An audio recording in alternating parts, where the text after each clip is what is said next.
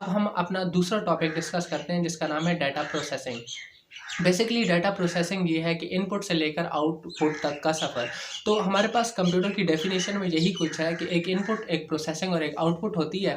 तो यहाँ पर जो है डाटा प्रोसेसिंग से ये मुराद है कि इनपुट लेकर उससे आउटपुट जनरेट करना। तो यहाँ पर इनपुट, प्रोसेसिंग और आउटपुट के नाम थोड़े से चेंज कर दिए हैं, जैसे कि है वही चीज़, लेकिन यहाँ पर उन्होंने नाम दिए हैं डाटा कैप्चरिंग, डाटा मैनिपुलेशन और मैनेजिंग आउटपुट रिजल्ट्स। तो सबसे पहले हम डाटा कैप्चरिंग को डिस्कस करेंगे। डाटा कैप्चरिंग का मतलब है कि डाटा को इनपुट लेना, और किसी भी सूरत में आप डाटा इकट्ठा कर सकते हैं किसी भी ऑब्जेक्ट के बारे में। जैसे कि फर्ज करते हैं आप टेक्स्ट की फॉर्म में ऑडियो, वीडियो या इमेज की फॉर्म में डाटा जो है वो कलेक्ट कर सकते हैं। अब हम लोग डाटा मैनिपुलेशन के बारे में बात करते हैं। बेसिकली मैनिपुलेशन का मतलब प्रोसेसिंग होता है, उसके ऊपर ऑपरेशंस जो है परफॉर्म करना। तो आप ये लिख सकते हैं, the performing operations on data is called data manipulation.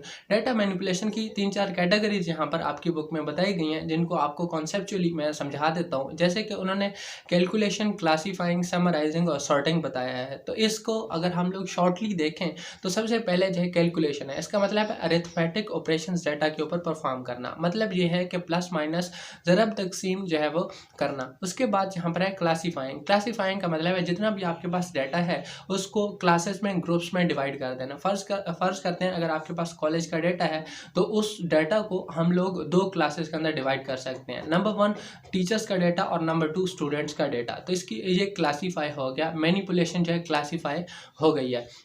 अब सॉर्टिंग के बारे में बात करेंगे। सॉर्टिंग का मतलब है तरतीब देना। तरतीब वो असेंडिंग ऑर्डर में भी हो सकती है और डिसेंडिंग ऑर्डर में भी हो सकती है। मतलब डाटा को अरेंज करना सॉर्टिंग जो है वो कहलाता है। समराइजिंग जो है नेक्स्ट है। समराइजिंग का मतलब होता है कि डाटा को कम करना, कॉन्साइज करना, शॉर्ट करना। तो ये है कि फ़र्ज़ करते हैं एक क्लास का डाटा है, उसमें से हम लोग पास स्टूडेंट का डाटा जो है निकालना चाहते हैं, तो वो जो पास स्टूडेंट्स का डाटा होगा वो समराइज डाटा होगा। The process of making the concise data is called summarising. इसी तरह से अगर आप सिंपल इंग्लिश के अंदर जो बातें बताना चाह रहा हूँ, इसको आप जो है स्टडी करना चाहते हैं इंग्लिश के अंदर, तो आपने जो है वो कमेंट्स के अंदर मुझसे नोट्स डिमांड कर लेने हैं जो कि आपको प्रोवाइड किए जाएंगे। उर्दू और इंग्लिश दोनों के अंदर मैं यहाँ पर नहीं बता सकता क्योंकि उसमें ज़्यादा जो है वो टाइम वेस्ट होगा। तो अब हम लोग मैनेजिंग आउटपुट रिजल्ट्स की तरफ जाते हैं। पहले चारों स्टेप्स बता देता हूँ कि यहाँ पर उसका स्टोरेज है, रिट्रीवल है, कम्युनिकेशन है और उसके बाद रिप्रोडक्शन है। सबसे पहली जो स्टोरेज है उसे सेव करना है ताकि बाद में जब भी ज़रूरत हो तो स्टूडेंट को दी जा सके। कोई भी फाइल है या किसी को भी जिसकी ज़रूरत की उसे दी जा सके। इसी तरह रिट्रीवल का मतलब है उसे दोबारा एक्सेस करना।